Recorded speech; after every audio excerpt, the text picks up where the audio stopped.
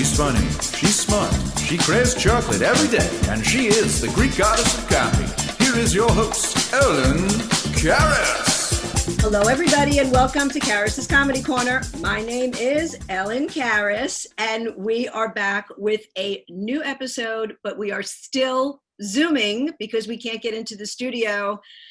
Anyway, we can't wait to get back into the studio, but what's good about this is we get to get guests that normally couldn't get back into the studio. So I don't know what the new norm or the old norm is anymore. I'm just grateful that we still have a show. So thank you for joining in. I'm very excited about the guests that we have today. But before I start that, we got to thank our sponsors. First sponsor is Baywalk Marketing. Go to their website, baywalk.net, for all of your advertising and marketing needs. They can help you with any type of a flyer. They can help you with your social media.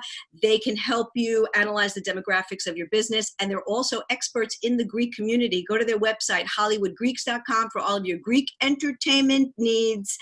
Baywalk Marketing is the name of the company. Baywalk.net is the website. Go to their website. They are just fantastic. Also, our other sponsor is Select Flex. What is it? It's an orthotic. What's an orthotic? It's also called an insert, and you put it in your shoe. Why? Because you need to for foot support, ankles, knees, back, your entire alignment. And as a matter of fact, they keep asking me, Ellen, would you show the product on your podcast? And so here it is, especially now that we're doing visual. With the turn of a dial, it adjust the arch to firm, extra firm, or extra, extra firm, depending on what your needs are.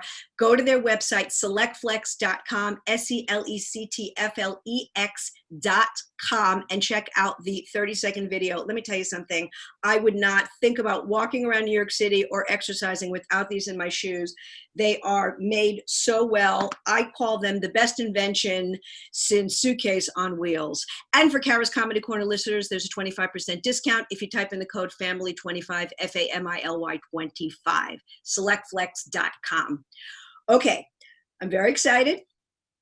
I got to tell you, I'm fangirling a little bit.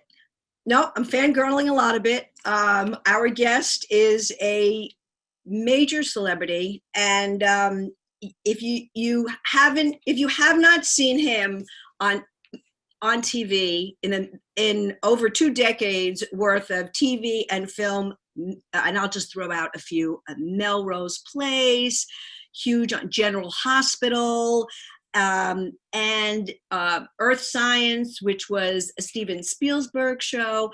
You may have perhaps seen his video with Janet Jackson, or a huge poster in Times Square that I used to pass quite a bit. He was a Calvin Klein model, but not only that, he ran for Congress in 2016. He's had such an amazing career, and wrote a book called No Excuses about fitness and training, but has a new book out talking about his life. I did read it, and I have an e-reader, so I don't have the hard copy, but here's what the cover looks like. It's the untold story, and it was fascinating. I couldn't put it down. Please welcome my guest, Antonio Sabato Jr. Hi, everybody. Hello there. Thanks for having me over. Thank you so much. I was so inspired by your book. I love, you think you know somebody. Like I said, I passed your picture a zillion times. I've seen you on numerous TV, film, made-for-TV movies.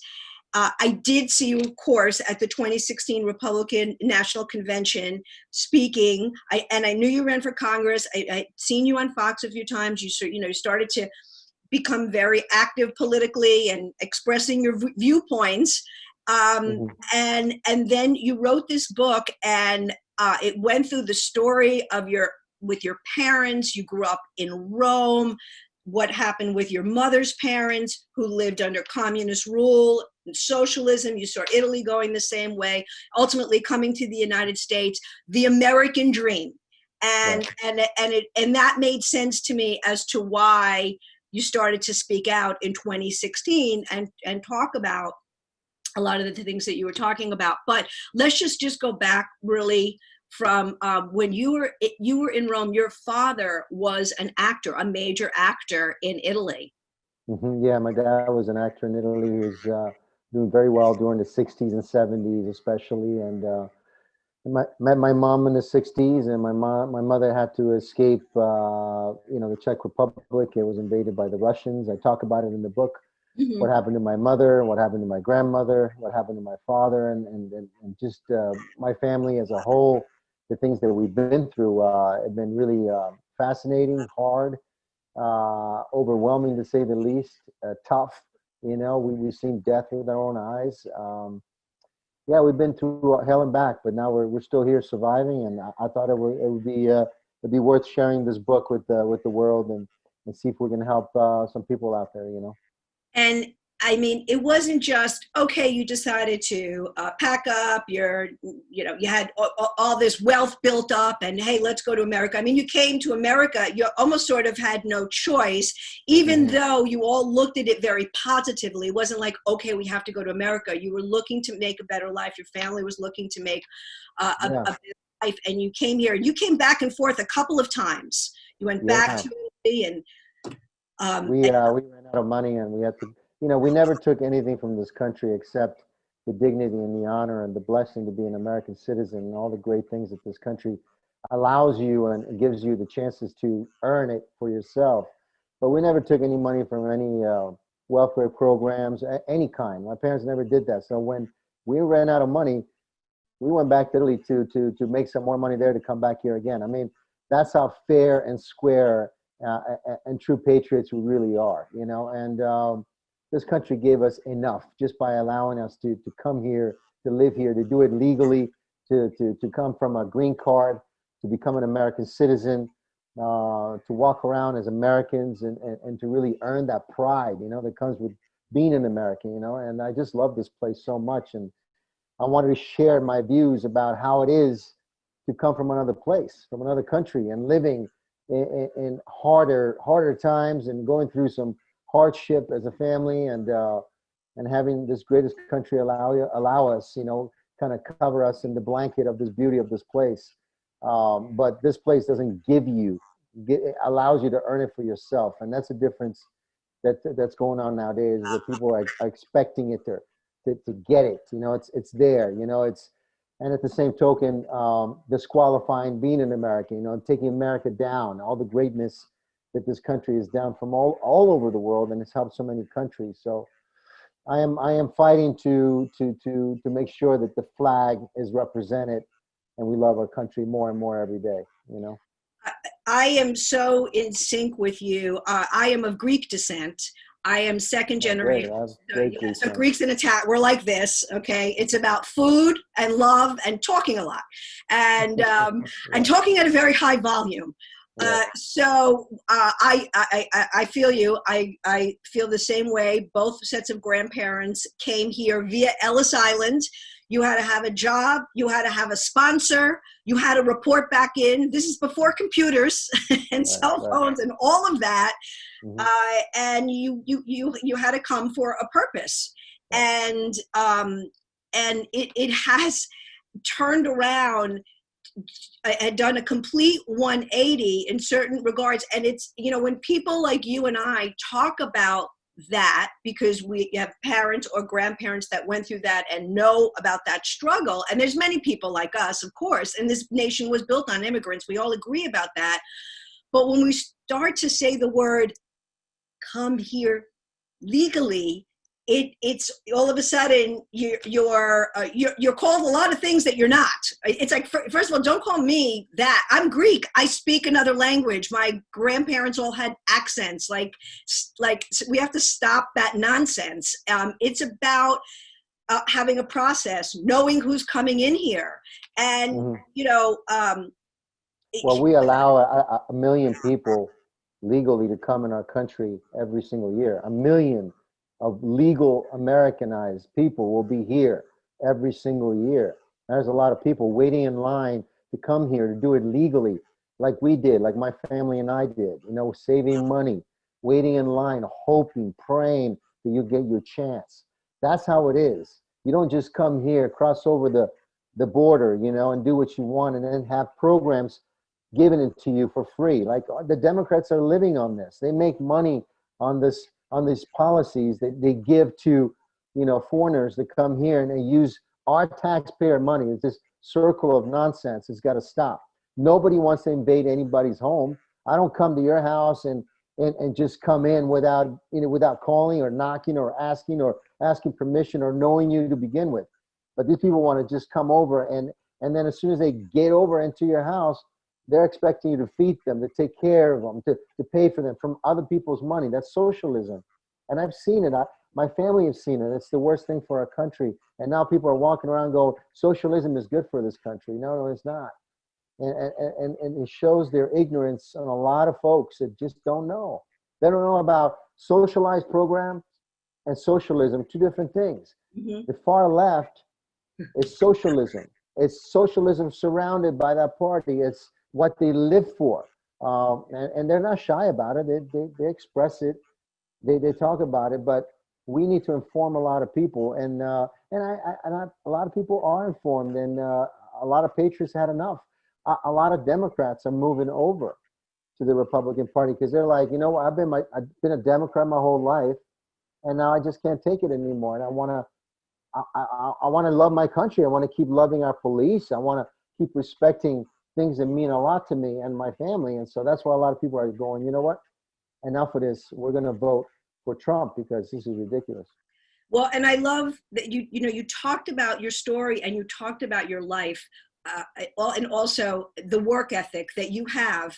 And let me just say, from the surface, you're a model, you're a celebrity, you're this and that is all great. And there's obviously a lot of perks to that job, but you hustled.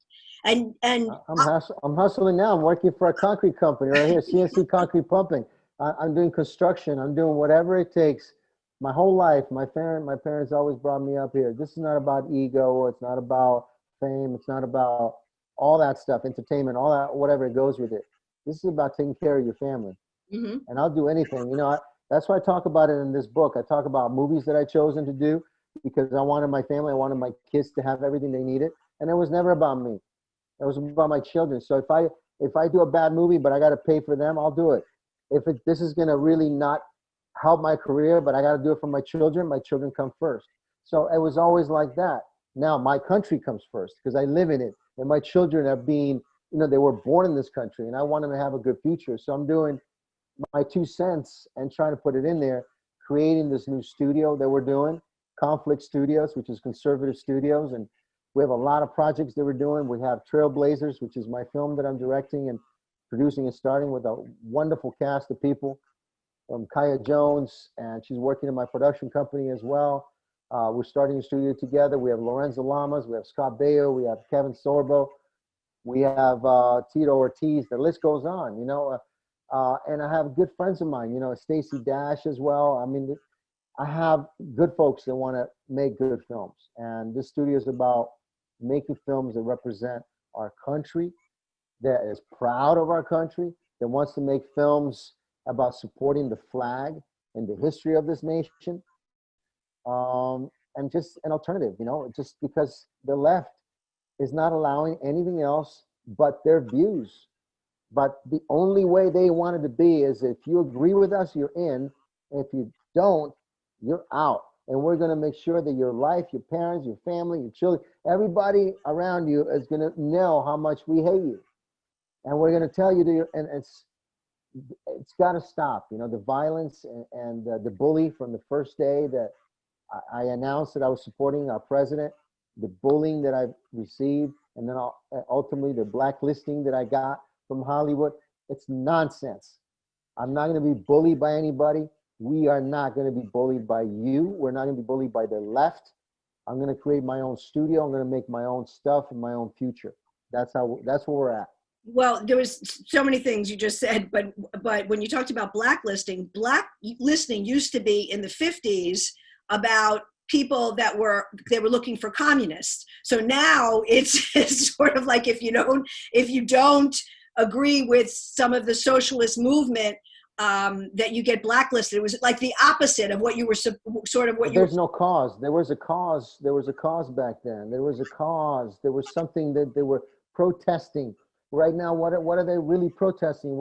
Why Why by protesting you got to destroy people's lives and businesses and homes and ultimately kill police officers and destruction to a place that I've never seen before in such a short amount of time, plus the COVID and everything else that we're dealing with. Why do we have to protest like that? Why do you have to protest? There's no protest. And why do you have to have these organizations who are paying for these protesters to go in there and destroy purposely? That's not protesting. Well, That's not protesting. I live in New York City. And sorry about by that. the way, you can't, you've lived here I love that place. You lived here on and off. It's a shame what the mayor and the governor has done to that beautiful place full of a lot of beautiful folks. New Yorkers are some of my favorite people and friends of mine. I have dear friends of mine that's like my family that live there. They are pushed out. They're like, restaurants out of business, waiters, bartenders. I mean, the life and the love of that city is purposely being pushed and dragged down and suffocated, purposely done. There's no need for that, and all these lies that they're saying, about the mask. Thank God my governor, I live in Florida, I have a really good one with a brain and that's functioning using common sense.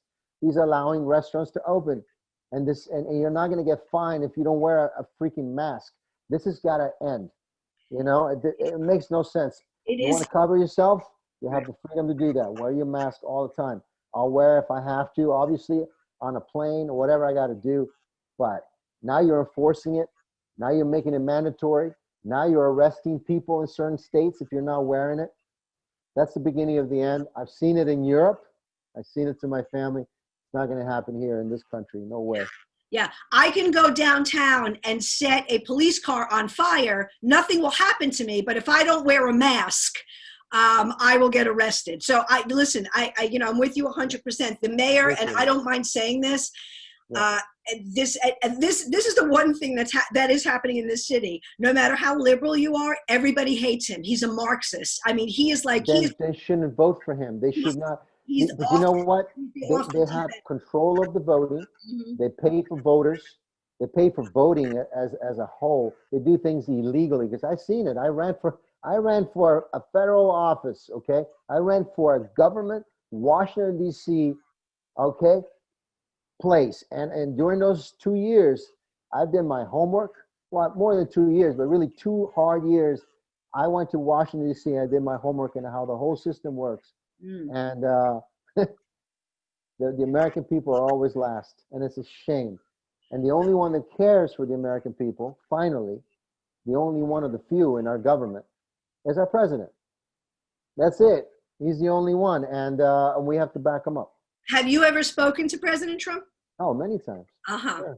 Sure. I had the pleasure of speaking to him many times, and I talk about in the book and about him and meeting him and the first time, which is 20 years ago. And yeah, I have great respect for a man that is going through so much just turmoil and attacks. It's interesting. He is a New Yorker. And then, so he's very blunt. And he has to leave. I get that style. Sometimes, like a tweet will come out and I'm like, oh God, but that's him. He is who he is. I think personally there's like a private Donald Trump and then there's the personality Donald Trump. But his what he stands for in terms of capitalism and when you say capitalism, people think you're saying stealing and white collar crime. No, that's not what I mean at all. Having more things go to the private sector. The government doesn't know how to run anything. The government's only job, one of its jobs, I should say, is to keep us safe. That's the main job. I know correct. Smaller government is better. He's a tough guy. I mean, he takes the shots and he goes with it. And I think sometimes I'm like, they don't know who they're dealing with. They think that they can throw anything at him. I mean, he just keeps on going. But the point I was going to make was in the 80s here in New York City, so the 70s were horrible. People go, oh, we're going back to the 70s in New York. No, this is worse than the 70s. The 70s and 80s, this place was trash for the most part. Although we had Broadway and we had a few things, but it was trash.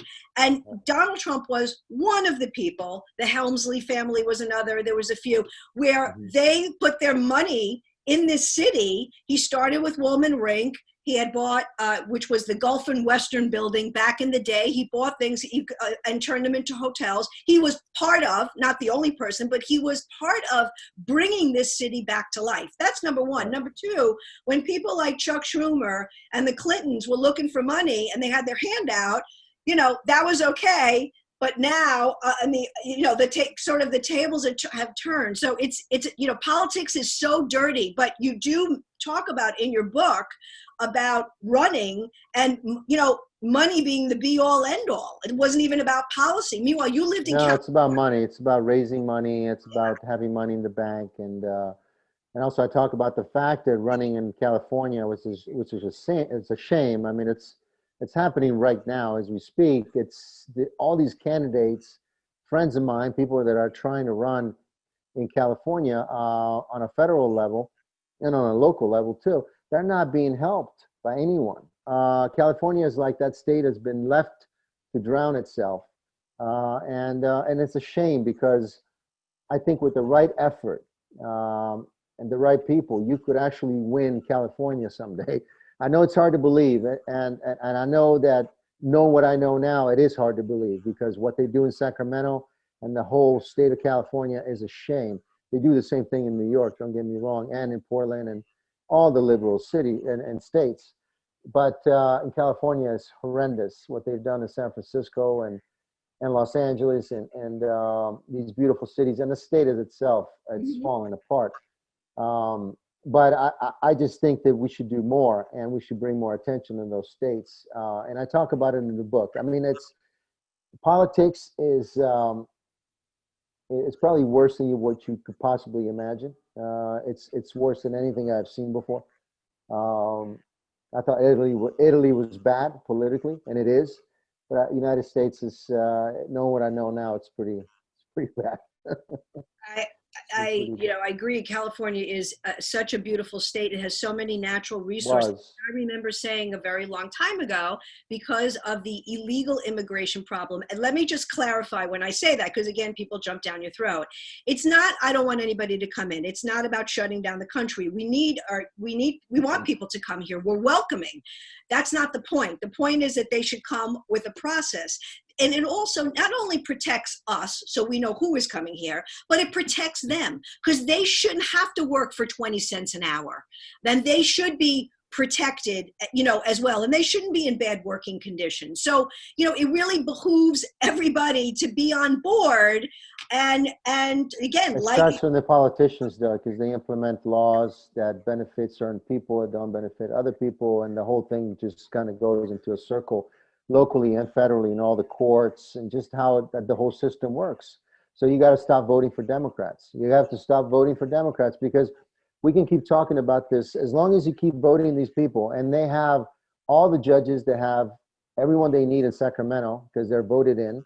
They pass the laws are passed and they do things whatever they want. And at the end of the day, the American people are falling apart and they're always being, left alone and last one on that list, and it's because they vote people that ultimately do not care about anybody else but themselves. They care about their party, obviously, and to make money, and to ultimately sell more books, and become politically up there. So you have a voice, you have power, and it doesn't matter what the people need, what the communities need. All that matters is let's raise more money so I can fly in my private jets and have my career as a politician and keep getting my private interests and all that stuff done to me. That's how it is.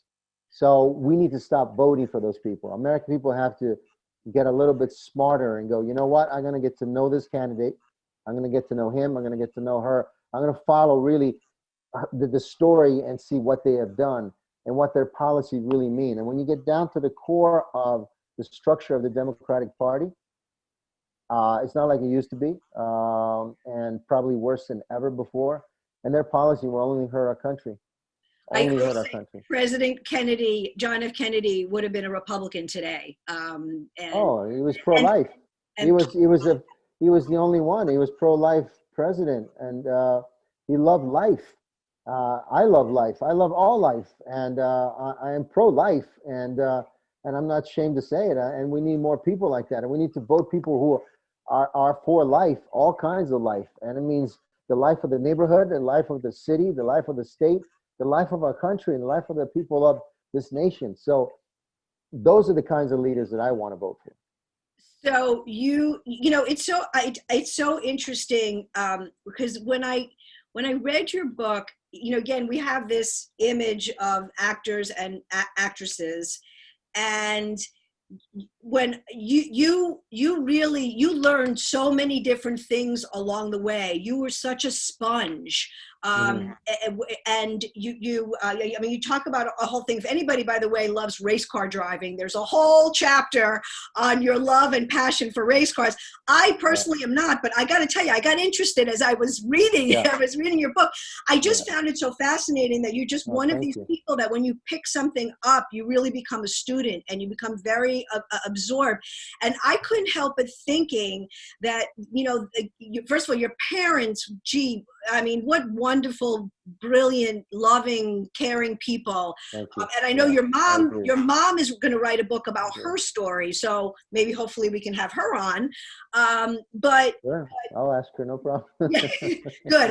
I got an in. But what I thought was really great was, I felt like it came from your upbringing, and it came from you seeing people struggle, and then also learning about your grandparents, which again I'll leave for people to read in the book, and about their struggle. And it just sort of, to me, that was like a big fire for you. It really drove you to want to, and you really are like a jack of all trades. I've done it. I've done everything. I've always been driven to do more. When people told me you can't do it, that's when I started doing it, even more so, to prove to everyone that I can, and I've done it. And I just don't like bullies. I don't like the way Hollywood is bullying people. Is allowed to do that, and it's wrong, because you make these kinds of films, and you're a top A-lister. You can talk about whatever. You can treat people whatever. You can get away basically with murder. No. Everybody's equal. Everybody's on the same level. And I talk about stories that, that happened to me. And there was even a lot more stories that I wanted to write. I didn't have really space to write it. I mean, this is it, maybe I'll write another one. But, I've seen things, people being treated a certain way in Hollywood because their popularity or where they're at in their career. And I always thought it was weird. You're going to treat somebody different because, you're making a $20 million movie and I'm making $100,000 movie, low budget film, and you're going to treat this actor differently. And that's just how the whole persona about Hollywood is been done. It's a two-faced situation. It's like you go to parties, everybody's nice to this person because they're going to be big stars and whatever, but it's not equal to everyone. It's a strange, fascinating place. I love it and I hate it. And I just wanted to share a little bit about the good and the bad in the book, I learned, I don't want to say who the person is, but someone that does meditation and deals with a lot of celebrities had said to me once, he goes, Ellen, they go to the same parties. They all they all travel or sort of in the same circles.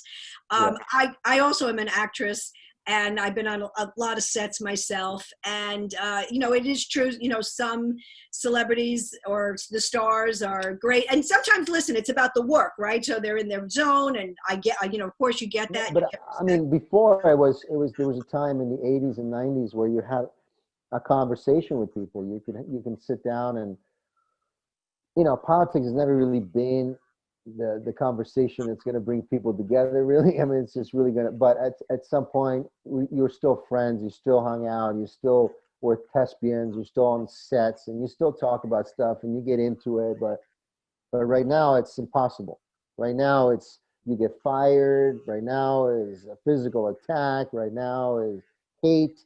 Right now is conversations that turn into madness. And things have changed. And so we need to bring back Jesus. We need to bring God back and family values and just start caring for our country. If we put our country first, if we put our nation as a whole, our flag and everything that this place has been through first, I think that things will change dramatically. I definitely, think there is just this constant barrage of insults of how bad America is, which, of course you turn around and go, well, if it's so bad, why does everybody want to come here? I mean, it sounds so cliche, but it's like, what are you? It's propaganda, Nothing is perfect. We know that. It's the media and it's control media, and CNN doesn't care about ratings. CNN is paid to spill lies 24 hours a day internationally. I mean, there's no wonder why CNN is played at every single airport around the world. I mean, they get first bid at every single airport for a reason, because they want to spill their propaganda. They want to get inside people's minds. If you spill 24 hours of lies about our president for 24 hours straight, every day, 7 days a week, this man is the worst. He's Satan on earth 24 hours a day. You're going to have a lot of people who are going to, who are not involved. Oh, okay, I guess he's Satan. I guess he's bad. I guess he's a racist. I guess, because that's what the agenda is for.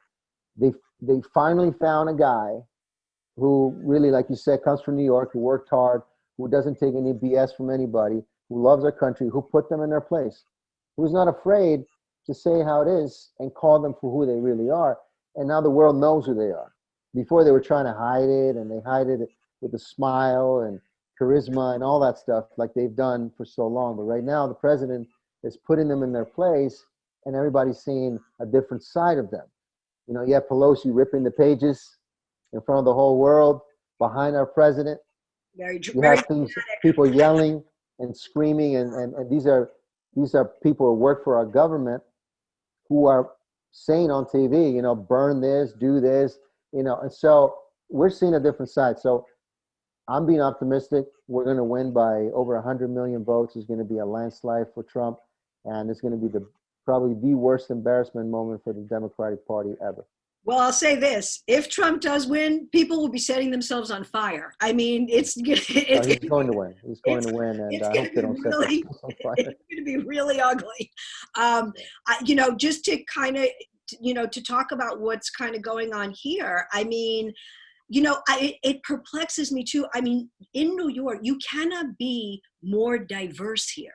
I mean, we are, if you want to talk about racism, this is the least racist place. There are people, black and white couples, all over the place. Like, I don't even take notice. No, like, it's a tool. All of a sudden, this became the 50s. Yeah, no, it's probably worse because now it's controlled. You're controlling the beast, and you're directing the beast where you want it to go. And so, if you want to direct it at these cities, you do. If you want to direct it at these neighborhoods, you do. It's control craziness. I mean, it's control hell directed at specific things for a purpose. And the media is with them all along, and they have their troops on the ground. They have their places where they want to go. They have the chief of police who is liberal in those cities, who's allowing that to happen. You have no law and order. You have no governor. You have no mayor of the city. So basically, you're running it into the ground purposely to prove a point. This man is bad, so I'm going to run my whole city and blame it on him and do the whole thing that they do. And like I said, next time, which is November, when people go out there and vote, make sure you're voting for a person that could ultimately help you and your family. What I worry about is the kids and education. I mean, listen, you and I are grown adults. We've lived a so far a good life and all that, and we've had jobs. And I was an accountant before I did all this, so we get it. And listen, even if you are a grown adult and you've done all that and you think a different way, I guess so be it. But kids don't know. And no, they don't know, and they have worry about what's going on in school. We need to teach what the history is, and not some propaganda from anybody's perspective. So that's a little different. Now I know you have a grown son. You have 3 kids. You have a daughter. My daughter is just turned 18. So my son is 25. So and you have a young son. You're young. And then I have my little boy. He's 9 years old. So I have my 2 oldest. Are on their own right now, but I have my little one still. So I'm very blessed. I have amazing kids that I adore, the best. And you take a lot of pride in being a dad. And how do you, how is it with your, well, even your 18-year-old daughter? But listen, we don't have any kids, but we have nieces and nephews. And you know, we're Greek, so you know we're very involved in their lives. And I'm godmother. And actually, I teach Sunday school here at the Greek Orthodox Church. But you know, the kids, you know, teenage girls, they have their own, you know, their own thing. That, you know, social media. You and I did not grow up with any of that. TikTok, even the shows. Even sometimes, like you watch, like you say, I'm so happy you're trying to produce things that have some family values. And family values doesn't mean it's not funny or it's boring. It just means that you're not seeping in adult content. Because sometimes, you know, I'd be with the girls, especially when they were younger, and we would be watching things, and I'm like, this isn't for them. This isn't for, and I'm no prude, but it's like, this isn't for them. So how are you with your kids, especially your 9-year-old? We the best. I mean, my 9-year-old is an angel. All my kids are just amazing. I've been blessed to have amazing kids, and I have a great relationship with all three of them. Now I'm living in Florida. I see my son as much as I can, but I wish I would be in a position to see him more, but I'm working on that. And so, like I said earlier, my kids, my family is my fiance, you know, and my mother and my sister and my dad, you know, these and my cousins in Italy. I mean, the family that I have is everything to me, you know. So how are you teaching your son? Right, he's impressionable. He goes to school.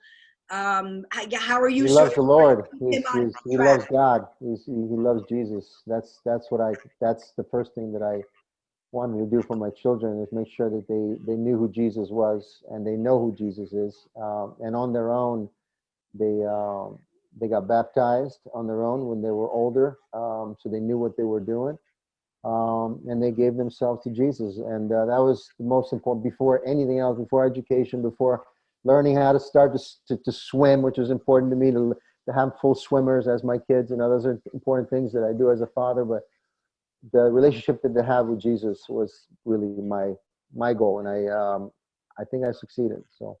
And so instilling that really helped them along. I think that's a great template. Now, obviously, not everybody might believe. I feel in Christ, you know, we do. But I think you have to have something. You have to have something, because you have to have some fear. You have to know that there are repercussions. That it all just didn't happen in a vacuum. And, you know, there's sort of the higher being, you know, even with COVID, even though I agree that it came from China and it wasn't an accident, but I felt like when this all happened, there was a higher purpose. It was almost like God looked down and saw the mess and go, you know what? Time out. Everybody go to your room, which is what we did. We went to our room. Okay, we went to our respective rooms. So, you know, I think when you look at things at a higher purpose, and also it's not all about you, you know, I think that's a good basis, you know. I try to have that connection and that relationship with Jesus, always and foremost. My entire day is based on that, and that's it. You know, like you said, you got to have something that makes you a better person, that you can drive yourself to be better, and that makes me a very good person. And I stick to that, and I try to show off, you know, that to my family. But you know, there are tough times right now, but I believe, I'm optimistic about it. The best is yet to come, and God is in control, so I'm feeling very optimistic. So tell us about your production company, and I have to ask.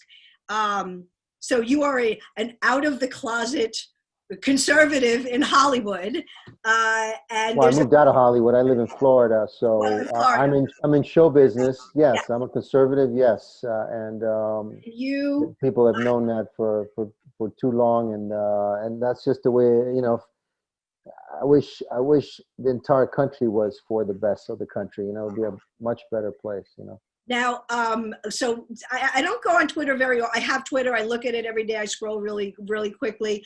I see your friend Scott Baio will definitely go toe to toe with somebody. Like, he takes no prisoners. Some of them I know. Kevin Sorbo is on there. What's his name? James Wood.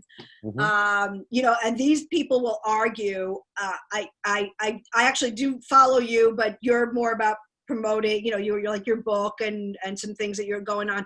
Do you engage? I mean, do people come to, come at you, or will you engage? They try, but that the whole engagement of going back and forth is not my style. I mean, if you have something to say, find me and tell me to my face, you know. But behind a computer and telling me, you know, and I got trashed when I came back from Cleveland and spoke at the RNC, and people call me, even celebrities, people that I admired.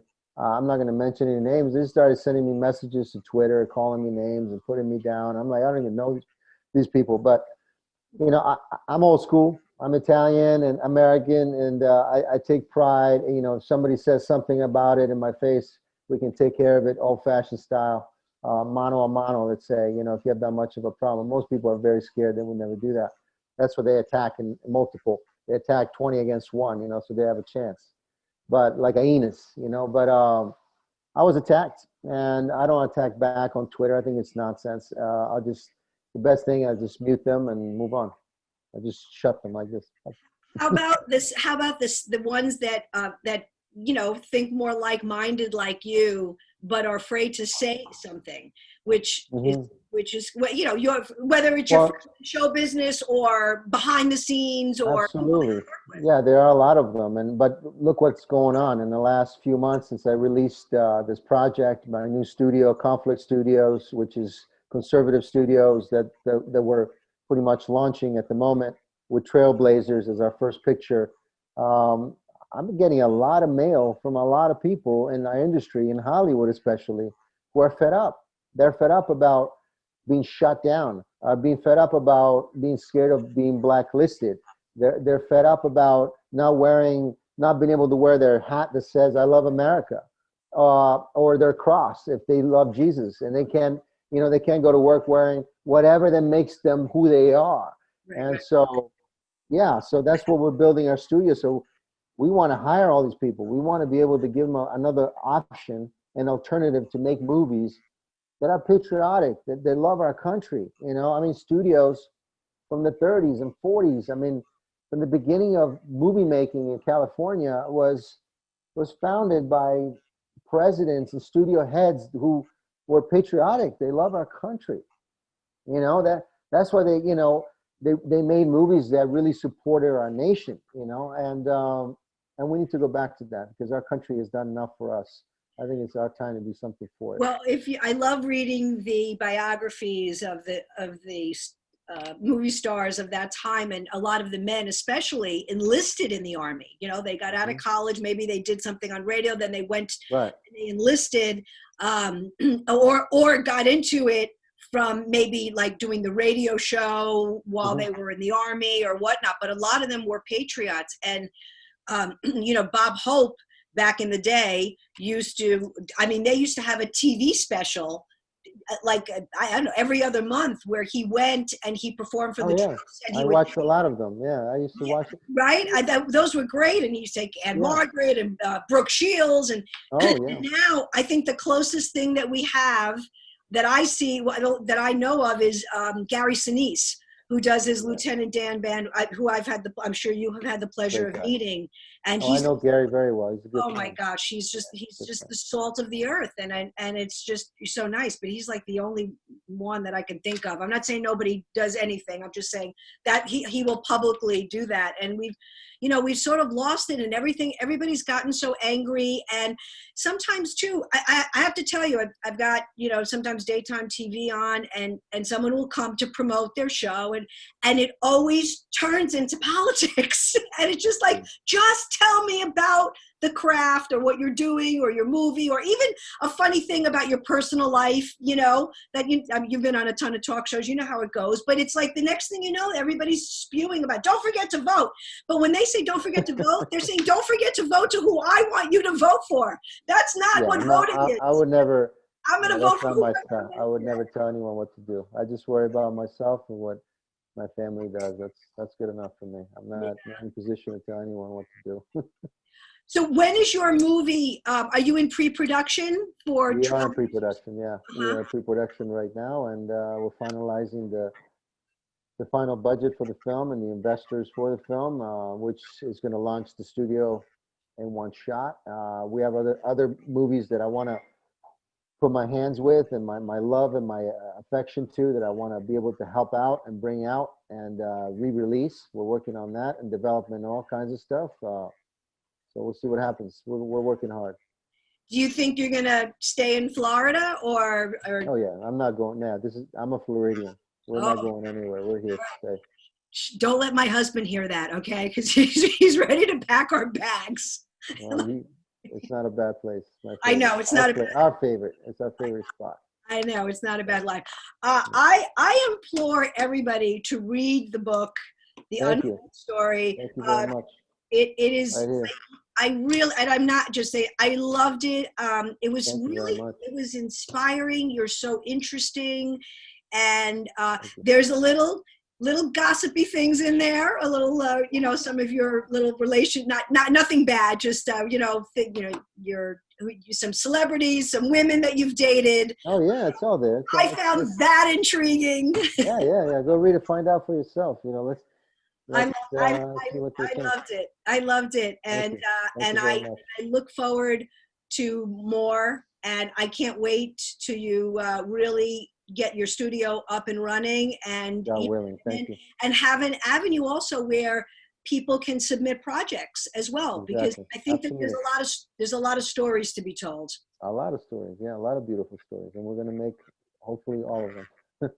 And so tell us, you say you're not really on, you're on Twitter at Antonio Sabato Jr., but just follow me anywhere on Twitter and Facebook. Instagram? And Instagram, it's a good way to send me messages if you want to get involved with the studio. conflictstudios.com. You can go there and leave us, it's free. You can just leave us your email so we can get in touch with you.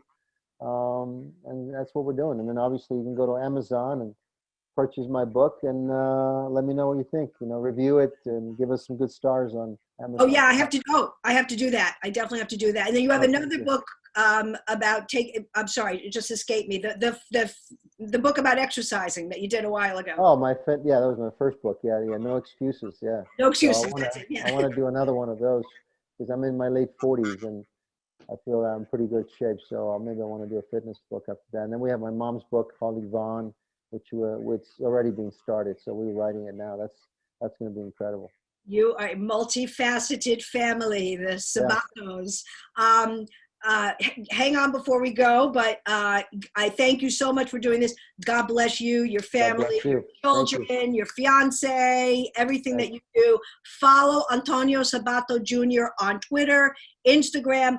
Buy that book. I'm telling you, it's fantastic. Give it to your parents, whomever. Give it to your kids. And I am Ellen Karis. Go to my Twitter and Instagram at Greek Chick Comic, or Facebook, Ellen Karis, Greek Goddess of Comedy, or my website, ellenkaris.com. And we will have this podcast up there as well as other podcasts also available on iTunes. We thank our guest very, very much. And God bless everybody. And go out and vote. It is your right. Thank you. Good night.